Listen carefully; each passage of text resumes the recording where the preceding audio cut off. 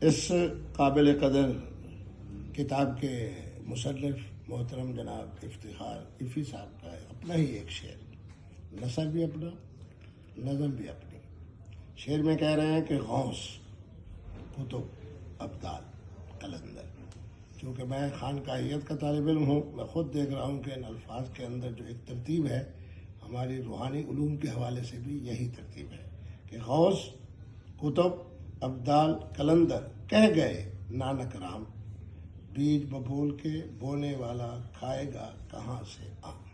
یہ حضور کے اس فرمان کا خلاصہ ہے کہ الدنیا مزرعۃ الآخرہ، جو کچھ بوئیں گے وہی اس کا نتیجہ ہوگا، جس طرح کا بیج اسی طرح کا حاصل۔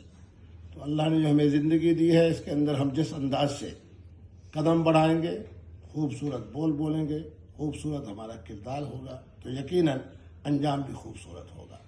اور اگر خدا نخواستہ دوسرا راستہ، چونکہ خانقاہیت کے اندر منفی بات نہیں کی جاتی، تو میں یہی کہوں گا کہ جب آم کا بیج ہوگا تو پھل ہمیں آم ہی کا ملے گا، دنیا میں بھی یہی ملے گا اور نتیجے کے حوالے سے بھی یہی ملے گا۔